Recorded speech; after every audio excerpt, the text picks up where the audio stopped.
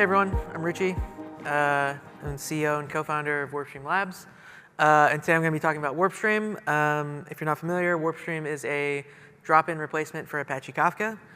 So it's compatible down to the kind of wire protocol level. But we rebuilt the entire system from the ground up to not have any local disks. So that's what I'm going to be talking about today. Before I get into the details of how WarpStream storage engine works, I want to talk a little bit about tiered storage, because that's the question people always have, right? Like, how is this different from tiered storage? And so the first thing to kind of go over is what is tiered storage and why does it matter? And so, if you're not familiar, the idea behind tiered storage is that instead of storing all the data on your local Kafka nodes, local disks, you only keep kind of like the recent or hot data there, and then as data gets older, you copy it into object storage or some other kind of cheaper storage medium, so you're not paying for expensive SSDs for all the data that you're not actively reading. And the reason for that is basically that cloud disks are super expensive, and so if you have a Kafka cluster that's storing data for a really long time, days or weeks or whatever, 80% of the cost of that cluster can easily just be paying for EBS or local SSDs. To give you like a sense of like the magnitude of these numbers, if you look at like a very common EBS volume type in AWS, GP2, they're about 10 cents per gigabyte, which doesn't sound too bad. It's only 5 times more expensive than S3. But you have to keep in mind that's pre-replication, right? So if you run your Kafka cluster with 3x replication, like most people do, you're actually paying 30 cents per gigabyte post-replication. And most people don't run their Kafka clusters at 100% disk utilization. So if you want to leave yourself a little bit of headroom, 50% disk utilization, you're paying more like 50 to 60 cents per gigabyte. And that's a lot more expensive than just keeping data in object storage. You can kind of play with these numbers. You can do double replication, triple replication. You can use local volumes instead of EBS. But kind of the inescapable reality is if you're dealing with large amounts of data in the cloud, you have to get it into object storage if you want the system to be cost effective. And so that's why people built tiered storage. And kind of what I'm going to be talking about throughout this talk is that tiered storage helps, but it's not really enough. And so we kind of set out to rebuild Kafka from the ground up and get rid of all the disks entirely. And so why would we want to get rid of all the disks? Well, the first reason is to reduce kind of the operational problems associated with Kafka. If you've ever been responsible for a Kafka cluster or on call for one, you know just how difficult and complex it can be to manage. The brokers have local volumes. You have to be very careful with those volumes. There's consensus. There's topic partition leaders. You have to deal with leader elections, adding nodes, removing nodes. A bunch of data gets shuffled around. Partitions have to be rebalanced. You can have hot partitions, imbalances, all this kind of stuff. And all of these kind of operational concerns related to Kafka, they all fall out of the fact that the brokers are stateful and that data for specific topic partitions has to be written and read from specific brokers. And so if we get rid of the disks, make the brokers stateless, a lot of these problems would kind of fall away. The other reason we wanted to get rid of all the disks was for networking reasons. So if you look at a different type of cluster, so one not where you're storing a lot of data, but one where you're writing a lot of data, right? You have a really high volume logging cluster, Kafka cluster. Maybe you're putting all your logs or telemetry data through it. For those types of workloads, easily like 80% of the cost of that Kafka cluster, if you're running it in a 3AZ setup, will just be paying to copy bytes around over the network. The reason for this is that if you think about how Kafka works, you have 3 brokers. They're running in 3 different availability zones, and then you have some producer client. The producer client, when it writes data to the topic partition leader, 2/3 of the time, that topic partition leader will be in the wrong zone. Once the data reaches the topic partition leader, that has to be replicated to 2 followers. So on average, you're copying data over the network 2 2/3 times, 2 2/3 of a time. And if you do the math on that, it works out to 5.3 cents per compressed gigabyte that's written through Kafka. In a 100% ideal scenario, you've configured fetch from follower, you've done everything right. And that's pretty expensive. For 5.3 cents, you can store data in object storage for 2.5 months, and that's the same cost as just paying to copy it over the network once, essentially in AWS. So this is a really big driver for basically streaming workloads in the cloud. So zero disk would be better. That's kind of the philosophy behind WarpStream. And so this is what we built. This is kind of like a very high-level architecture diagram. I'm going to kind of dig into the storage engine a little bit more. But the difference between WarpStream and a typical Kafka cluster is that instead of brokers, what we have are these things called agents. And the cool thing about agents is that they're completely stateless. They have no local disks. They have no EBS volumes. And none of them are special, right? So when I was describing Kafka earlier, you have a producer. It's running in some zone. When it wants to write data for a specific topic partition, it has to write that data to a specific broker.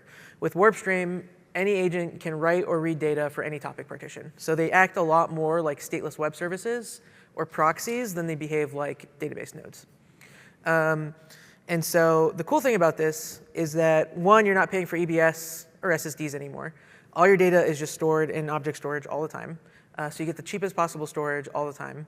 And the second thing is, because the agents are stateless, you can always write data to agents in the same zone as you. So if you look at the flow of a request, you have a producer node. It's writing to an agent in the same AZ as it. That agent kind of buffers data, flushes it to object store, commits it to a control plane. I'll talk about that a bit more.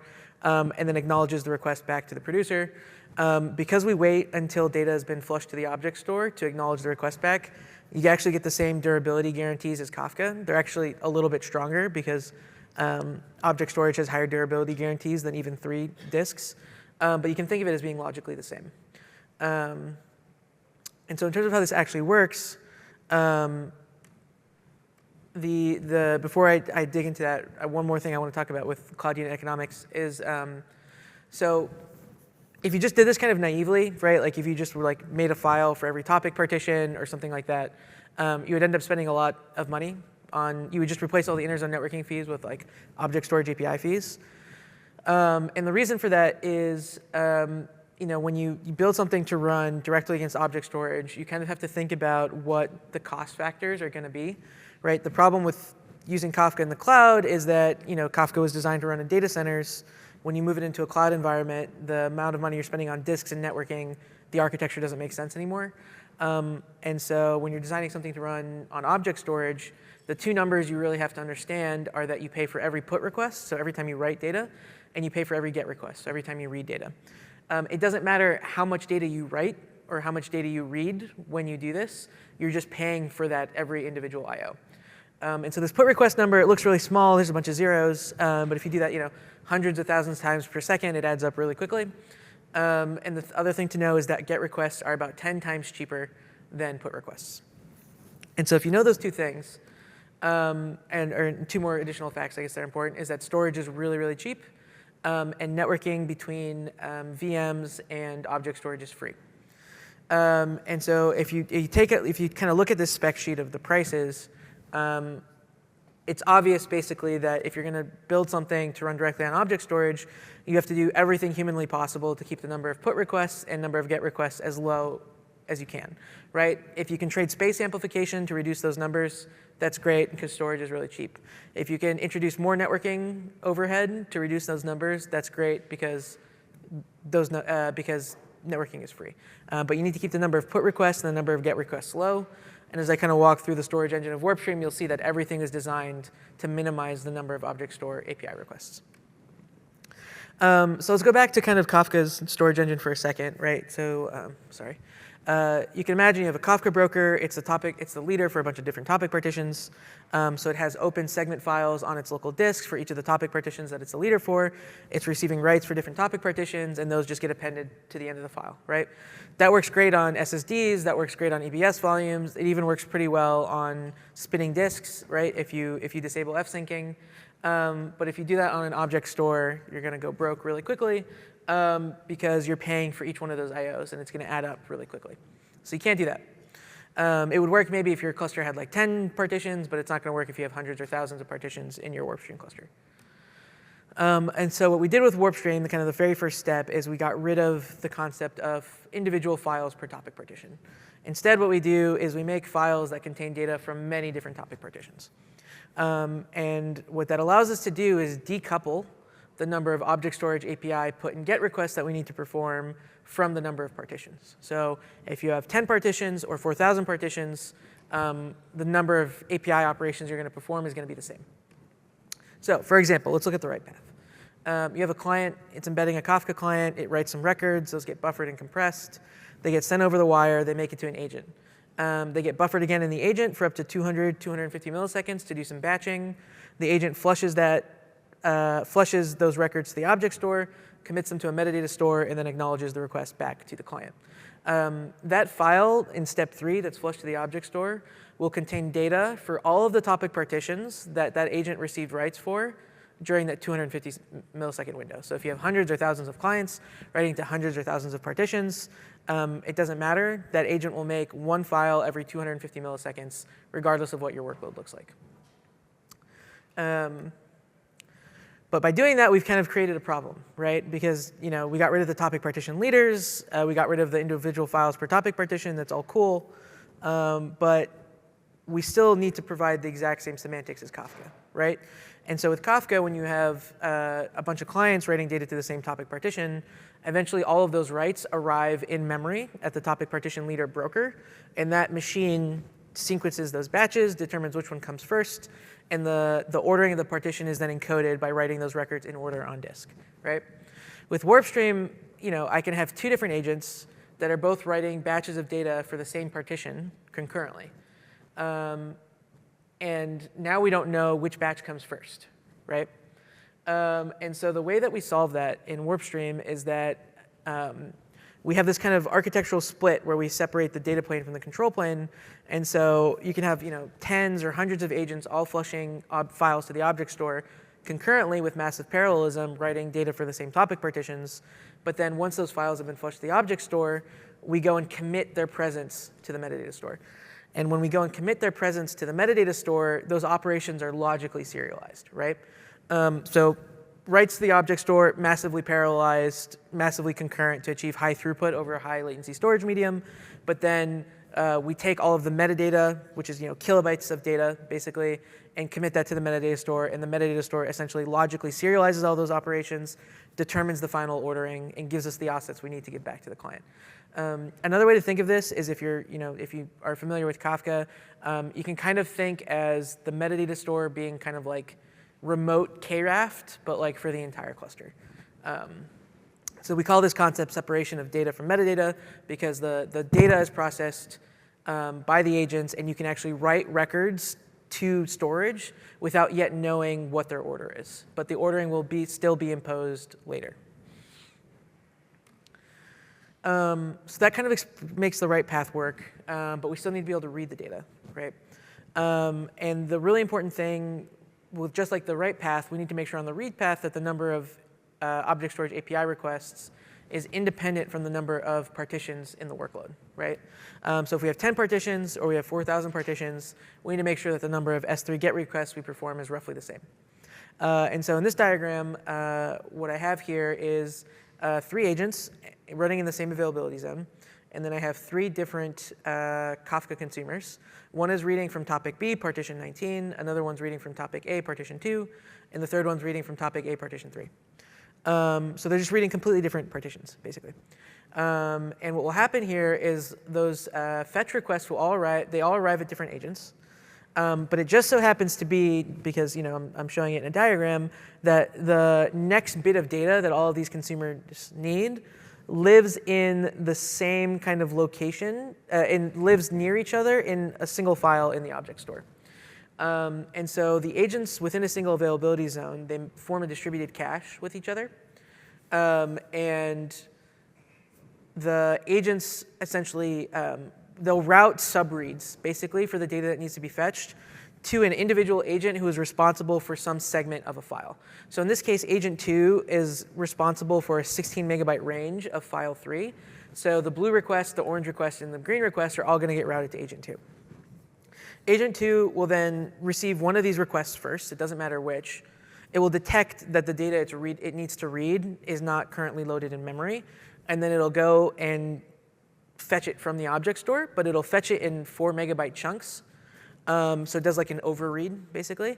It takes that 4 megabyte chunk, loads it into memory, chops it up into a bunch of little pieces, loads all of those little pieces into an in-memory cache, and then it can serve the reads out of that in-memory cache. And what this looks like is we have 3 concurrent consumers who are all reading data that's near each other, and everything gets deduplicated into exactly one object storage request that fetches the 4 megabytes of data all at once.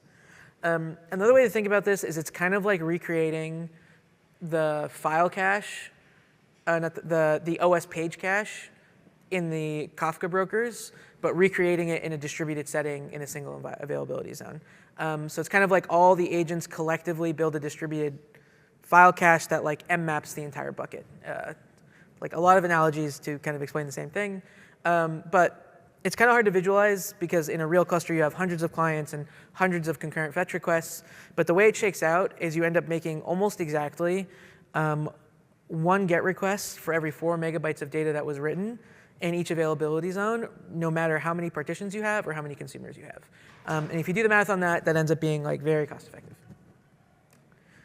So that works for the live workload, right? Because you have all these consumers, they're all kind of reading the live edge of the data, they're hitting the same files. But in this next diagram, you can think of this entire slide. I've compressed it into that little diagram on the right. And so all the people reading the same kind of live edge of the cluster have this opportunity to do shared I/O. But eventually you're going to have an incident or a consumer that's lagging or just some application that wants to read a bunch of historical data, and you'll have one consumer that's not reading the live tail of the data.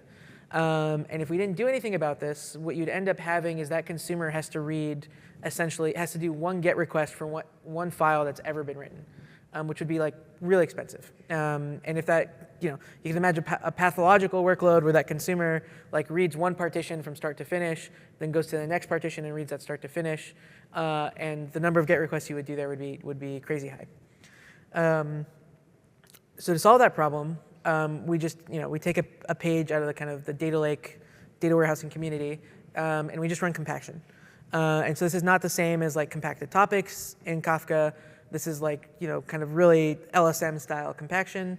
So as the WarpStream storage engine is generating files at ingestion time, as soon as there's like a lot of small files in the storage engine, this background thing kicks in. It grabs like 32 files at once and it zips them together into one really big file.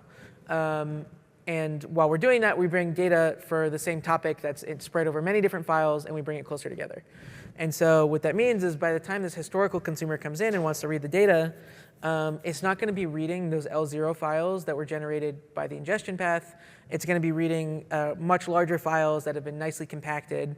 And so instead of being able to read a couple kilobytes or hundreds of kilobytes of data for a given partition at a time, it'll be able to read megabytes of data for a given partition at a time. And if you can read megabytes of data in each fetch request, that's cost effective. Cool. So Kafka has this feature called compacted topics. And if you're not familiar, the idea behind compacted topics, it's a weird feature. It's like kind of like treating Kafka as a KV store, but you have to materialize the in-memory view of the KV store yourself. This feature is used by a lot of tooling in the Kafka ecosystem, things like Kafka Connect, Debezium. Even Kafka uses compacted topics internally. The kind of main idea behind compacted topics is that Kafka's a log, and each record can have an associated key. And normally you clean up data in Kafka when it gets too old or when you run out of disk space, right? The idea with compacted topics is to introduce a third way in which data gets removed from Kafka, which is when a key is overwritten. And so you can imagine if you're doing CDC out of Postgres, every record in Kafka represents a row, and the key might be like the primary key in Postgres. And so if your goal is to just always maintain the most recent view of every row in your database in Kafka, compacted topics give you a way to do that without, because if you configured like, 1 week of retention, well, if a row wasn't written for 1 week, it would fall out of Kafka, and now you've lost it, right? Whereas with a compacted topic, it'll only be cleaned up once a new update has been written. And so you can kind of see that here. There's a bunch of a bunch of records at the top. So key 1 has been written like 3 times. And the most recent time it was written was at offset 3 with value v4. And the thing on the top is kind of the pre-compacted file, and then the thing on the bottom is the post-compaction file. And you can see that the only record that exists for key 1 is the most recent record at offset 3 in value 4. And so we needed to support this feature in WarpStream as well. It's kind of a tricky problem. Like most open source, or just most implementations of tiered storage for Kafka and Kafka-like systems do not support compacted topics. I think a couple of them have started supporting it only recently. And when we were building out WarpStream, we're like, well, we already do compaction internally. How hard could this be? But it's a bit trickier than it would look. And so to understand why this problem is kind of tricky, so this is an example of a topic, right? And so there's, 10 million records in this log segment. And there's actually 10 million unique keys also. And if you have 10 million unique keys, that's a lot harder to duplicate, right? Because you have to essentially maintain a state of like 10 million things in memory to duplicate this. In practice, we solve this the same way that all the other kind of implementations of Kafka and Kafka-like systems do. Instead of storing all the keys in memory when we're deduplicating, we store hashes of the keys. And so a hash is only going to be like 32 bytes, whereas a key could be very big. And that keeps the amount of memory usage you need down a lot. Whereas if you compare like this file is much easier to duplicate because, yes, there's 10 million records separating the duplicate keys, but they all have the same key. So the amount of memory you need is much smaller. The tricky part, though, is how the algorithm runs, right? If you think about how it works in Kafka, there's a bunch of files for the same topic partition on the broker's disk. And the algorithm is basically like, read the file from start to finish and build this in-memory hash map that tells you what is the last offset that every given key was seen. And once you have that hash map in memory, you then just seek back to the beginning of the file, iterate through all the keys again, and consult the hash map to see if the current record you're on should be outputted into the file. So that's not too bad. With WarpStream, though, seeking is really expensive, right? If I just read a file from start to finish and then I seek back to the beginning, then I'm going to have the number of GET requests that I'm doing be O of n with the number of partitions. And like the cardinal rule of WarpStream is that no object storage API requests should be linear with the number of partitions in the system. And so the way that we solve this problem is if you've ever been like preparing for a job interview and you're doing like elite code questions, there's one that's like where you try and detect cycles in a linked list using like 2 pointers. This one's like very similar to that, right? So instead of seeking around, what we do is we, for every input file in the compaction, we open 2 S3 GET requests. We open 2 input streams. Then we advance 1 pointer and basically read all the data for a single partition from start to finish. And while we do that, we don't do anything except build that in-memory hash map, right? That tells us which records are duplicates and which ones are not. Once we've done that, we can then advance the second pointer. And while we're advancing the second pointer, we can be consulting that hash map as we iterate through the records, and then only popping out the records to the output file that pass our kind of test of not being a duplicate. And what this means is that you can imagine these 2 pointers. The blue pointer moves, the green pointer moves, the blue pointer moves, the green pointer moves, and we can process all of the topic partitions in the input file. It could be 10, it could be 100, it could be 1,000, but we do it with only 2 GET requests, and the whole algorithm runs streaming. The other benefit of this approach, too, is that like we only have to build that hash map in memory for a given topic partition at a time, and we don't have to buffer all the records in memory. So it's very memory efficient. With 128 megabytes of RAM, you can basically deduplicate tons of input files that are each gigabytes and gigabytes of data each. So just to give you a sense of like how expensive interzone networking is, if you have a Kafka cluster running in like a standard replication factor equals 3 setup spread across 3 availability zones, and you just run like a gigabyte per second of logs through that cluster, you'll end up spending close to $1.68 million per year on inter-AZ networking. At massive scale, if you're spending like $100 million a year with AWS, you might get a 50, 60, 70% discount on this, but it's still a ton of money, especially when you're only spending $223,000 per year on hardware. But the point of all this is to show is like, yes, we get rid of the networking fees and replace them with object storage API fees, but it's not a one-to-one mapping. Because the entire storage engine is designed to minimize the number of GET requests and the number of put requests, you actually get a huge, huge reduction in costs. So there's obviously a trade-off, right? It's not magic. And the big trade-off we make is around latency. So WarpStream is still a very real-time system. It's just higher latency than Kafka. So in practice, what most users will observe is a P99 write latency between 400 to 500 milliseconds, and a P99 producer to consumer latency of under 1.5 seconds. So still very much real time, but higher latency than Kafka. Kind of cool thing about this architecture, though, of separating storage from compute and separating data from metadata, is that you can kind of make trade-offs around